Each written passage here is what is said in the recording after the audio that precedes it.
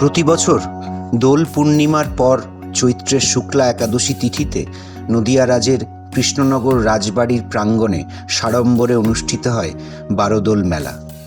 যদিও এই মেলার সময় এখন বদলেছে, বৈশাখের শুরুতেই অন্যান্য বছরের মতো এবছরও অনুষ্ঠিত হতে চলেছে কৃষ্ণনগরের এই প্রসিদ্ধ মেলা। এই মেলা এবার 278তম বর্ষে পা দিল। রাজা কৃষ্ণচন্দ্রের হাত ধরেই এই মেলার প্রচলন হয়েছিল। নদিয়ার বিভিন্ন প্রান্ত থেকে 12টি বিগ্রহকে সম্মিলিত করে এই মেলার সূচনা হতো প্রত্যেক বৎসর। 12টি বিগ্রহ একদা পূজিত হতেন রাজবাড়ির নাট মন্দিরে। সসম্মানে আড়ম্বর করে এই মূর্তিগুলি আনা হতো কৃষ্ণনগর রাজবাড়িতে এবং কয়েকটা দিন পূজা অর্চনা যত্ন আত্তি করে যথাস্থানে ফিরিয়ে দেওয়া হতো এই বিগ্রহগুলিকে। কিন্তু বিগত কয়েক বছর ধরেই বারোদোল মেলার সেই রীতিতে ছেদ পড়েছে। তেহট্টর কৃষ্ণরায়ের বিগ্রহ ক্ষয়ক্ষতি হওয়ার কারণে আর আনা হয় না রাজবাড়িতে। কয়েক বছর আগে অগ্রদ্বীপের প্রখ্যাত গোপীনাথকেও কৃষ্ণনগরের রাজবাড়িতে পাঠাতে অসম্মত হন অগ্রদ্বীপ মন্দির কর্তৃপক্ষ। এমনকি বিষয়টি নিয়ে বছরের পর বছর আইনি লড়াইও চলতে থাকে। এটা নিয়ে আইনি লড়াই হলে সেই লড়াইতেও গোপীনাথের সেবায়িতদের পক্ষেই রায় যায়। সেই রায় বলেই গোপীনাথ আজ রাজ আতিথ্য গ্রহণ করতে আসেন না। কেনই বা গোপীনাথ আর আসেন না কৃষ্ণনগরের বারোদোল মেলায়, অথবা কেনই বা গোপীনাথকে আর পাঠানো হয় না, আমরা তা জানতেই সরেজমিনে পৌঁছে গেছিলাম অগ্রদ্বীপের গোপীনাথ মন্দিরে। চৈতন্য মহাপ্রভু যখন নীলাচলে যাচ্ছে তখন এই অগ্রদ্বীপের ওপর দিয়ে যাচ্ছিল এবং এইখানে একটা বিশ্রামতলা বলে জায়গা ছিল এবং আছে, এখনও আছে। সেই জায়গাটা উনি দুপুরবেলায় বিশ্রাম নিয়েছিলেন। একটা বড় অশ্বত্থ গাছ ছিল এবং সেইখানে উনি দুপুরবেলা সেবা করেন। তারপর ওনার যে প্রধান শিষ্য, পরম শিষ্য গোবিন্দ ঘোষ সবসময় ওনার সঙ্গেই থাকতেন। ওইখানে তখন বলে, গোবিন্দ, এই তো দুপুরের আহার করলাম, তাহলে কিছু যদি মুখ শুদ্ধি হইতো ভালো হইতো। গোবিন্দ ঘোষ তখন খুঁট থেকে একটা ভর্তুকি খুলে ওনাকে দেন। এটা দেওয়ার পরে চৈতন্য মহাপ্রভু বলেন, তাহলে তুমি এটা পেলে কোথায়? বললো, এটা গতকাল আপনি যেখানে দুপুরবেলা সেবা করেছিলেন সেইখান থেকে আমি এটা রেখে দিয়েছিলাম, যাতে আবার পরের বছর বা আপনাকে দিতে পারি। বলে, তাহলে তো তোমার সঞ্চয়ের মনোপবৃত্তি এখনো যায়নি। সঞ্চয়ের প্রবৃত্তি যখন তোমার এখনো রয়েছে, তুমি আমার সঙ্গে যেতে পারবে না। তখন উনি যখন গোবিন্দ ঘোষকে ত্যাগ করছেন এইখানে, তখন গোবিন্দ ঘোষ কান্নাকাটি করে। চৈতন্য মহাপ্রভুর হাতে পায়ে ধরেন। তখন চৈতন্য মহাপ্রভু বলেন, ঠিক আছে, তুই থাক, আমি তোর কাছে আবার আসবো। চৈতন্য মহাপ্রভু চলে যান। গোবিন্দ ঘোষ রোজ ভোরে গঙ্গা স্নান করতে যেতেন। গোবিন্দ ঘোষের পায়ে প্রথম দিন একটা কাঠ মতো লাগে, উনি সেটা মরার কাঠ মনে করে ফেলে দেন। পরবর্তীকালে গোপীনাথ ওনাকে স্বপ্ন দেন যে, আরে আমি তো তোর কাছে এসেছি, তুই নিয়ে গেলি না। তখন পরের দিন যখন স্নান করতে যায়, আবার সেই কাঠটা পায়ে এসে লাগে। তখন উনি সেটাকে কাঁধে করে নিয়ে চলে আসেন একটা পাথর, এবং বলে যে, আমার বলা আছে ভাস্কর যাবে আমার মূর্তি সেখানে তৈরি করে দেবে। তারপরে ভাস্কর এসে ওনার কথা মতো ভাস্কর আসে এবং সেই মতো মূর্তি, ওই গোপীনাথের যে মূর্তি, শ্রীকৃষ্ণ মূর্তি উনি তৈরি করে দেন। রাধা কিন্তু উনি তৈরি করেননি, শ্রীকৃষ্ণ মূর্তিটাই তৈরি করেছিলেন। এবং একদিন গোবিন্দ ঘোষ প্রত্যেক দিন উনি গোপীনাথের সেবা দিতেন, ঠাকুরের সেবা দিতেন। তখন তো গোপীনাথ বলতো না, ঠাকুরের সেবা দিতেন। একদিন উনি শিষ্য বাড়ি যাবেন, ওনার ছেলে ছিল একটা, ছেলের নাম ছিল গোপীনাথ, এবং বলে যে, গোপীনাথ, আমি তো এরকমভাবে শিষ্য বাড়ি যাবো, তাহলে প্রভুর যেন সেবা দিস। বলল, তুমি নিশ্চিন্তে মনে দেও, আমি প্রভুকে ঠিক প্রভুর সেবা দেবো। যে যেমন গোবিন্দ ঘোষ যেভাবে রান্না বান্না করে দিত 5 রকম, গোপীনাথও সেই রকমভাবে রান্না বান্না করে প্রভুর সেবা দিতে যায়। এবং প্রভু তো আর গ্রহণ করা বলতে, গ্রহণ করা মানে খেত না, গোবিন্দ ঘোষের কাছেও খেত না, কিন্তু গোপীনাথ মনে করতো যে গোবিন্দ ঘোষের কাছে ও সেই সমস্ত খেয়ে নিত। দিয়ে গোপীনাথ কান্নাকাটি করতে থাকে, বাবা এসে আমাকে বকবে, তুমি সবাই সবসময় বাবার কাছে খাও, আমার কাছে খাবে না, বললে ও এক মোড়া বাঁশ নিয়ে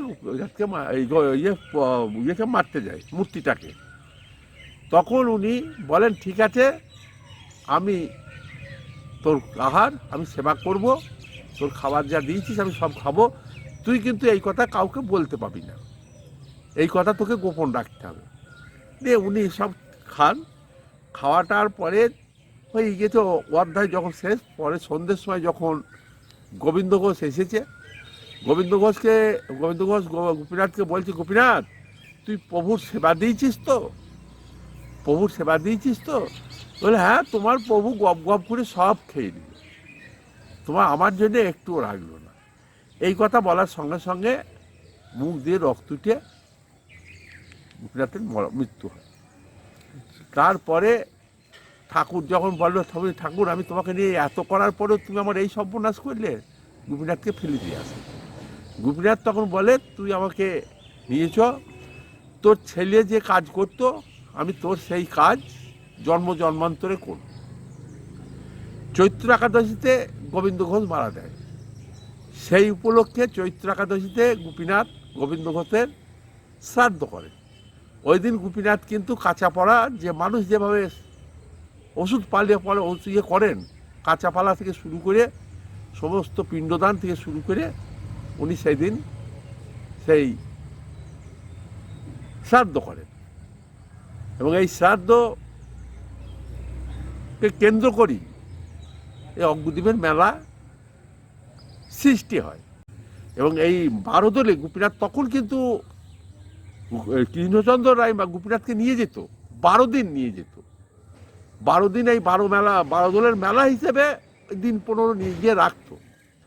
কিন্তু পরবর্তীকালে পরের প্রজন্মে যারা এলো, আস্তে আস্তে গোপীনাথকে কোনো ক্রমশ আটকে রাখতে লাগলো। এর ফলে লাস্টে যখন গোপীনাথকে বন দিয়ে নিয়ে আসতে হলো, এই করতে করতে গ্রামের লোক কিন্তু উত্ত্যক্ত হয়ে গিয়ে গোপীনাথকে আটকে দিল।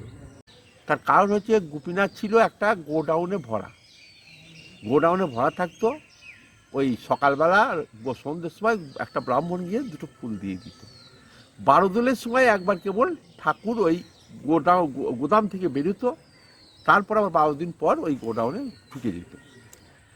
এছাড়া যদি আপনারা গোপীনাথকে না রাখতেন, এখানে আটকে না দিতেন, আমার ধারণা গোপীনাথকে উনি ওই মায়াপুরের ওদের ঘরে এই গোপীনাথকে বেঁচেও দিতে পারতেন। এটা ওনার বক্তব্য, কৃষ্ণনগরের লোকের বক্তব্য। এবং কারণ উনি এখন বেচারামের দলে এসেছেন, উনি এই মেলার মাঠকে শুধু বেচতে লেগেছেন। এটা একটা কারণ বটে, এটা কারণ, কিন্তু তার চেয়েও বড় কারণ হচ্ছে একটার পর একটা শর্ত অগ্নিদ্বীপের লোকের উপর উনি চাপাতে লাগলেন। প্রতি বছর একটা করে শর্ত। কিরকম শর্ত? যেমন ধরুন, আগে আসতো দুর্গাপুজোর আগে গোপীনাথ এই মন্দিরে উঠত, দশমীর আগে সমস্ত লোক গিয়ে ওখানে প্রণাম করতো, তবে বাড়িতে লোকে যেত, আটকে দিল, মেলায় আসলো না। তারপরে বলতে লাগলো যে বাসন্তী পুজো হবে, তারপর গোপীনাথ যাবে। নবান্নর আগে গোপীনাথ আসছে না। একদিন তো 1 বছর তো নবান্ন এই এখানে একটা এই এলাকায়, গোটা এলাকাটায় প্রচলন আছে নবান্ন, কিন্তু ওই গোপীনাথের নবান্নর দিনই এখানকার সবারই নবান্ন হবে। গোপীনাথ যেদিন নবান্ন হবে সেদিন এখানকার সমস্ত লোকের নবান্ন হবে। কিন্তু সেই নবান্নতেই গোপীনাথ এলেন, এখানে 2 দিনে নবান্ন হয়ে গেল। রাত্রি গিয়ে 1 রাতের মধ্যে আমরা নিজেরা গিয়ে সেই রাজার কাছে বন্ডে সেই দাসখত লিখে দিয়ে গোপীনাথকে নিয়ে আসতে হয়েছে। এই সমস্ত কারণে বাধ্য হয়ে তখন এই লোক খেপে গোপীনাথকে আটকে দেয়। এখনও গোপীনাথের কেস চলছে। আমরা হাইকোর্টে জিতেছি, লোয়ার কোর্টে জিতেছি, উনি আবার কেস রিভিউ করেছেন, সেই রিভিউ কেস চলছে। গোপীনাথ অগ্নিদ্বীপে থাকবে। আর কৃষ্ণনগরে বারোদোলে যেরকম না, যেত, যাওয়ার কোনো প্রশ্নই নেই। রাতে কৃষ্ণনগরে মেলা হয়ে যাওয়ার পর ও 12 দিন পরে ঠাকুর নৌকায় করে একবার নবদ্বীপে নিয়ে যাওয়া হতো, গিয়ে নবদ্বীপে দাঁড়াতো। নবদ্বীপে ওই যে কি ঘাট বলে ওটা, পুরমাতলায়, পুরমাতলায় ওখানে নৌকা করে দাঁড়িয়ে থাকতো একদিন। সেখানে প্রচুর মানুষের সমাগম হতো, সব প্রণাম ফনাম করতো। দিয়ে তারপরে ওই রাতখানা থেকে আবার ভোরবেলায় ঠাকুর নৌকা ছেড়ে দেওয়া হতো।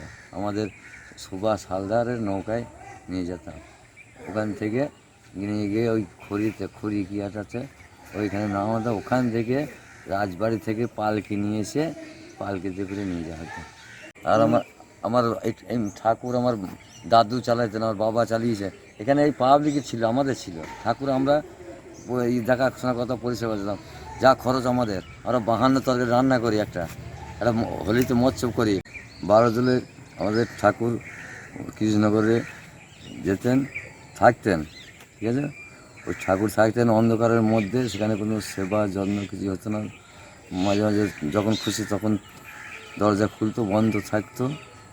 এর অবহেলার কারণে আমাদের গ্রামের লোকজন ঠাকুর নিয়ে একটা করে, সমস্যা তৈরি হয়। তারপরে ঠাকুর আমাদের এই জহর দিয়ে বাইরে থেকে টাকা পয়সা নিয়ে এসে ঠাকুর প্রচুর লোকজন জোগাড় করে ঠাকুর আটকে দেয়। তাতে থানা পুলিশ হয়।